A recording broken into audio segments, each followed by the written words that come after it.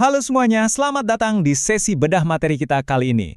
Hari ini kita bakal bahas sesuatu yang seru banget dan pastinya sangat lekat dengan keseharian kita. Kita bakal ngebongkar rahasia di balik layar sebuah kerjasama tim. Tahu nggak sih, ada perilaku-perilaku tak kasat mata di tempat kerja yang diam-diam nentuin apakah sebuah kolaborasi itu bakal sukses besar atau malah hancur berantakan. Nah, kita akan bedah tuntas materi soal komunikasi kelompok ini dan ngelihat gimana sebenarnya dinamika sebuah tim itu berevolusi dari waktu ke waktu. Pernah nggak sih kamu ngerasa, aduh kerja kelompok ini kok nyiksa banget ya? Rapatnya nggak kelar-kelar, argumen muter-muter, dan setiap mau ambil satu keputusan aja rasanya kayak narik beban bertonton. Tapi di sisi lain, kamu mungkin juga pernah ada di sebuah tim yang, wah ngalir gitu aja. Ide-ide pada bermunculan, energinya pas, dan tiba-tiba boom, hasil kerjanya luar biasa. Terus apa sih sebenarnya yang bikin beda? Nah inilah yang bakal jadi cerita utama kita hari ini. Oke, kita mulai dari dasarnya dulu ya. Komunikasi kelompok itu sebenarnya bukan cuman soal satu orang ngomong dan yang lain dengerin secara satu arah. Nggak sesederhana itu. Ini tuh lebih kayak jaring laba-laba. Sebuah pertukaran pesan yang strukturnya kompleks banget dan multi-arah. Intinya, ini tentang sekelompok orang yang saling terhubung, berinteraksi secara bersamaan karena mereka diikat oleh satu hal yang sama, tujuan bersama. Coba deh bayangin kelompok kamu itu kayak sebuah ekosistem. Ada 3 hal yang nggak bisa dipisahin di sini.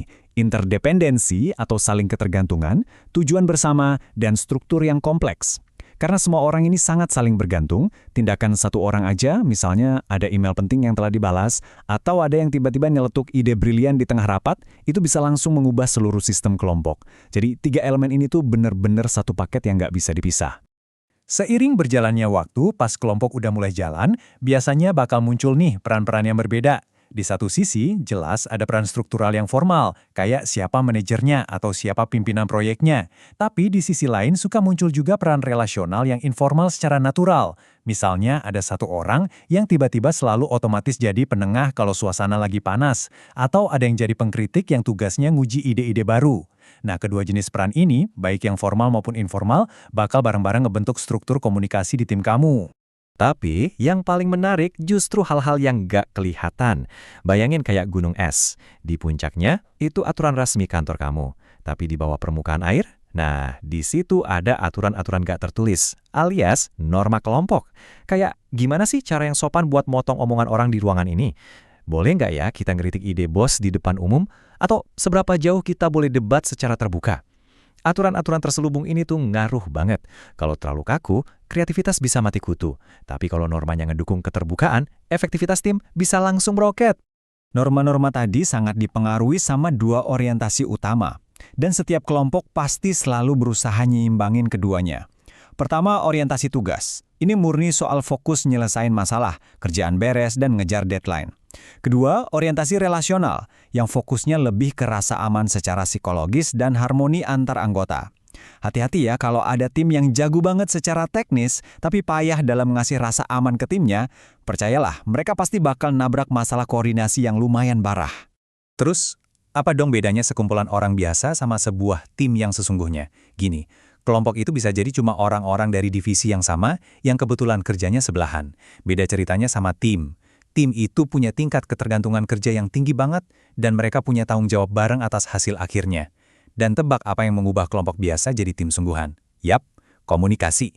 Komunikasilah yang ngebangun infrastruktur, ngasih rasa percaya dan prediktabilitas yang mutlak dibutuhin sebuah tim. Sekarang gimana sih cara tim yang solid itu ngambil keputusan bareng?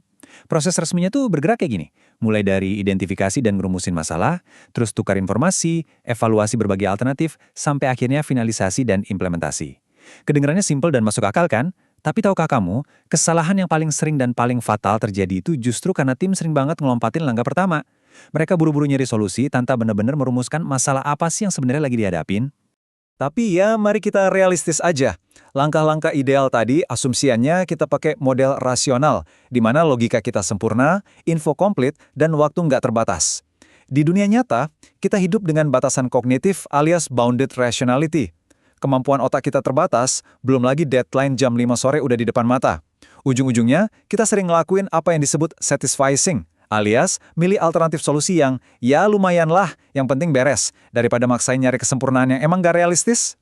Nah, di titik inilah segalanya bisa jadi agak berbahaya dalam evolusi tim kita. Kalau sebuah tim terlalu sering milih solusi asal cukup dan terlalu menjaga keharmonisan antar anggota, muncul deh fenomena mematikan yang namanya groupthink. Tekanan buat bikin semua orang tetap rukun itu kadang-kadang malah ngebunuh keberanian buat berpikir kritis loh. Kesepakatan prematur yang diambil demi nggak enak sama temen, ini sering banget berujung pada kegagalan strategi yang fatal. Groupthink ini ngundang penjahat tak terlihat masuk ke ruang rapat kamu. Saya ngomongin soal bias kognitif. Ada conformity bias, di mana kamu rela ngubah pendapat asli kamu cuma biar diterima sama mayoritas kelompok. Terus ada shared information bias. Ini momen di mana orang-orang ngabisin waktu sejam rapat cuma buat ngomongin informasi yang sebenarnya semua orang udah tahu, sementara ide baru yang penting malah nggak dibahas. Dan terakhir, group polarization, di mana diskusi kelompok malah bikin keputusan yang diambil jauh lebih ekstrim dari rencana awalnya. Melihat semua jebakan dan tekanan tadi, wajar dong kalau kita akhirnya mikir, kenapa sih konflik tuh kayaknya selalu aja muncul di dalam tim? Padahal kita udah berusaha ngerancang tim sebaik mungkin, tapi gesekan tuh kayaknya sebuah keniscayaan. Coba deh kita ubah cara pandang kita dari sekedar dengerin pasif jadi pengamat yang kritis. Mari kita cari tahu akar masalahnya.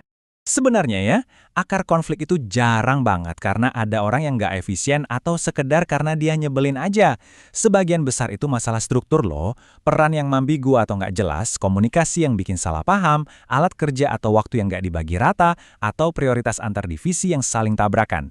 Jadi ini semua murni masalah sistemik, bukan sekedar masalah personal antar individu. Kakaknya, poin krusialnya adalah kita harus ngubah pola pikir kita soal konflik. Konflik itu bukan penyakit yang harus dibasmi bulat-bulat, tapi sesuatu yang harus didiagnosis. Coba perhatiin, apakah ini konflik tugas di mana tim emang lagi debat panas secara substantif soal ide terbaik buat proyek, atau ini udah belok jadi konflik relasional yang isinya cuma serang-serangan personal yang merusak. Ingat ya, konflik tugas itu sehat dan dibutuhin, tapi konflik relasional itu beracun. Terus gimana dong cara ngatasin penjahat-penjahat terlihat tadi? Pertama, pastinya diagnosis dulu jenis konfliknya. Terus, selalu jaga komunikasi yang terbuka dan transparan. Tapi kuncinya di sini adalah praktekkan mendengarkan secara aktif. Ini bukan cuma soal nunggu giliran kamu ngomong ya, tapi benar-benar nguji ide yang dilontarkan. Mendengarkan secara aktif dan nyari solusi yang win-win yang kolaboratif, itu adalah obat penawar paling ampuh buat menetralkan suasana. Nah, kalau kamu berhasil nerapin strategi ini, hal ajaib bakal terjadi secara struktural. Coba lihat metafora matematika ini. 1 tambah 1 lebih besar dari 2. Ini adalah definisi paling gampang buat ngegambarin sinergi. Sinergi itu terjadi ketika hasil akhir dari sebuah kolektif ternyata melampaui gabungan kontribusi individu-individunya. Kompetensi yang beda-beda terintegrasi dengan sangat baik sampai nyiptain sesuatu yang luar biasa baru. Singkatnya, ini dia formula utama dari pembahasan kita hari ini. Kesepakatan yang selalu mulus dan tanpa hambatan tuh justru jarang mendorong kemajuan. Sebaliknya, konflik yang konstruktif, yang fokus ke tugas tadi ya, ditambah sama kedisiplinan komunikasi yang baik, itulah resep asli buat nyiptain inovasi.